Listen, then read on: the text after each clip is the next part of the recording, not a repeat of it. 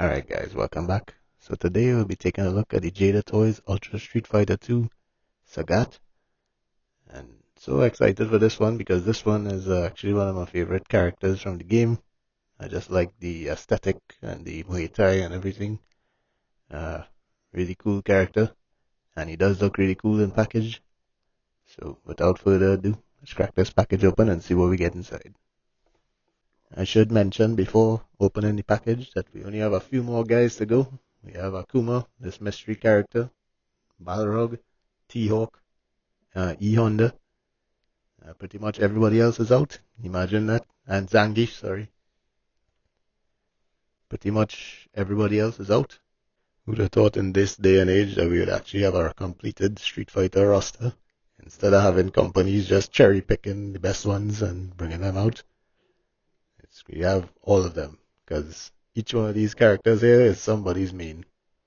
So quite awesome to see. Also to mention, country of origin is Thailand and the fighting style is Muay Thai.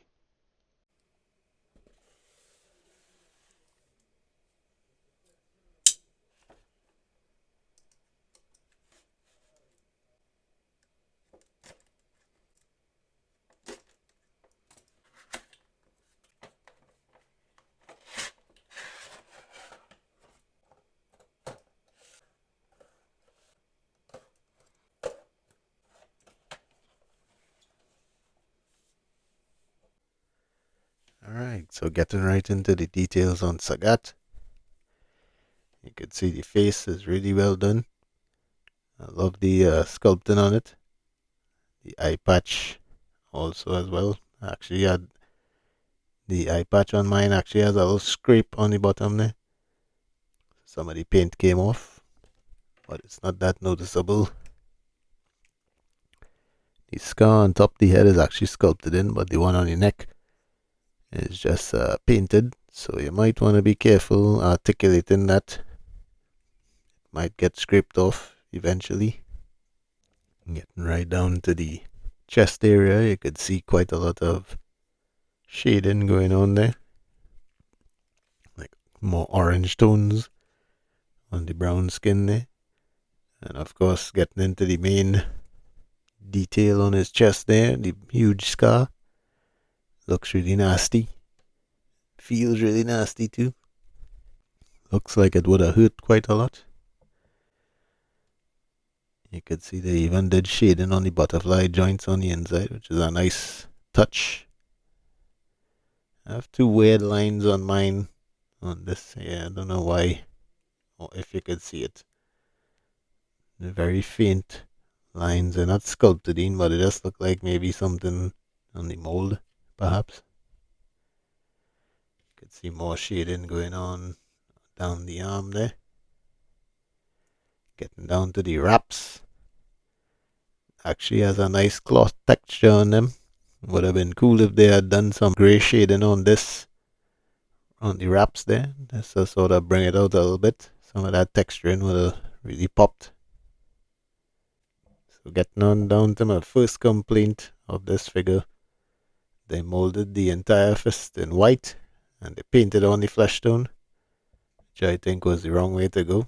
I think white is always the easier thing to paint, but they went that way, and this is kind of what you end up with now. So now you have a completely incorrect skin tone on the fist, at least on this side, because on this side looks quite normal, or at least more normal than this side. It almost looks like they ran out of this sort of paint and they painted on they put the paint that was used for the highlights, which is really weird, and it's really noticeable, especially to someone like myself. Getting down to the trunks, you can see it's actually really well done. The red, no flaking of the red. Everything is actually really well done. And the trunks themselves have a cloth texture. The trunks were also molded in a metallic blue, so you do get that sort of shininess to it, as you can see in the light there. Getting down to the wraps. I like that they actually secretly put a boot swivel inside there. Can't go wrong with a good boot swivel. The wraps also has the same texturing as the arm wraps do. Getting right down to the foot, which is my other complaint, because they did the same thing with that they did with the fist, which is that they seem to have ran out of regular paint, so they just decided to use the paint that they were using for the highlights, and they just put 2 dabs there and called it a day. So it looks really ugly and really stupid. Something I'm definitely gonna have to fix as soon as this review is done. And strangely enough, same scenario at the bottom of the feet here as well. This side is the right color. This side is the lighter color that they use for the shading. So not sure what went on there. You could let me know in the comments if your figure has the same issues. But for the most part, Sagat does look really well. It's just those paint issues I have on mine. And that could just be luck of the draw. So getting right into the articulation on Sagat. The neck has a double ball peg, and I believe there's a double ball peg at the bottom of the neck as well. So he does get really good range looking up, really good range looking down. He is able to tilt any which way. The diagonal downs, the diagonal ups, you name it. The shoulders go all the way around, and they do go up to about here.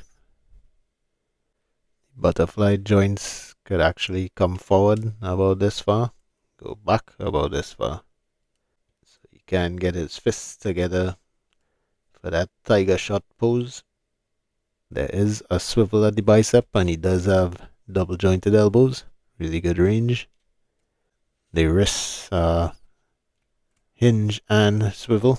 The torso joint has double ball pegs at the top and at the waist. So crunching forward the torso, you can get him to crunch forward about that far, but using the hip joint, you can get him to crunch forward significantly more. And also arch back as well, though you have a bit of a gap right there.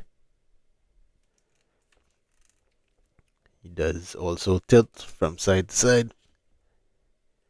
And of course, swivel at either point. The hips, he can kick forward about this far. The crotch is actually a soft piece, so you can actually push it and get him a little bit more if you wanted. That's probably about as far as I would go. Can go back about this far. Can do a perfect split. They put the thigh cut right under the pants, which is really nice. It does have double jointed knees. Really good range on it. So they did cleverly hide a shin cut right there at the top of the wraps, which is really cool. The ankles actually kick forward about this far, kick back about this far, and it does have an ankle rocker and a toe joint as well, which is a new articulation point for Jada. Getting right into Sagat's accessories, he comes default in package with 2 fists. He does come with 2 open gesture hands. He does come with an alternate head sculpt, and this one is just as well done. He has teeth, unlike Ken. You could actually see the scar on the head there, and this one on mine, the eye patch is painted better than the default one. Oh, I spoke too soon. There's a little bit of paint missing right there. Thankfully it's on the back, but you can see that shading going through on the sides and stuff as well. And to swap out the heads, you simply pop it off effortlessly and you pop him in. Sagat also comes with a tiger shot projectile effect, and it does look really good. You can see that red going to yellow tone right there. I always thought the tiger shot was a sort of 2D projectile, like how DJ Zone is, like a flat one, but I guess it does have a shape that similar to Hadouken. He does also come with this clear stand, typical of all the Jada Street Fighters and even the Mega Man figures. And this stand actually has a lot of extra height to it because Sagat is quite a taller character. And similar to all the other projectiles we've gotten, you simply plug them on to the base. Actually, I think it's supposed to be this way.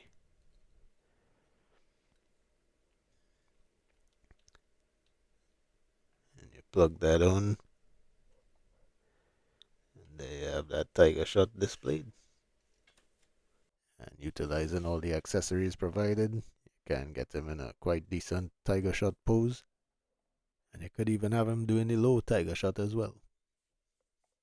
So for height, he does stand a little less than 7 3/4 inches tall. So he's actually taller than McFarlane Nightfall Batman. Here's him next to Jada Toys Mega Man. Here's him next to SHF Daima Goku. Here's him next to Black Series Mando. Here's him next to Marvel Legends Ant-Man. Here's him next to G.I. Joe Classified Footloose. And then here he is, along with all the other Street Fighter figures I have so far. I have Blanca on the way, and at some point I'll get Vega. And that should bring me up to date. Alright, so in closing, I think this is another nice release from Jada Toys, though this one is not gonna get an easy pass from me because it does have some egregious paint errors on it, and I believe that is more due to the factory than the planned design for these characters, because on one fist has the correct color and on one foot has the correct color, and then on the other foot and the other fist they put the completely wrong color. It looks almost to be the color that they used to shade all in between the muscles and stuff. It looks like they put that color by accident instead. So not ideal. I'm gonna have to go and correct that, but for the most part the figure is really nice. All joints work really well, really smooth. Articulation on him for such a big guy is really impressive, and no doubt definitely a must have for this collection. I think he's one of the better ones if you can get one without those paint errors. So your average retail price you're gonna have to pay for one of these is around $35 to $37, which is how much I believe I paid for him on Amazon. So I'll definitely put a link to that in the description. Nonetheless, hope you all enjoyed this review. Hope this helps anybody who was on the fence about getting this figure. And until next time, y'all take care.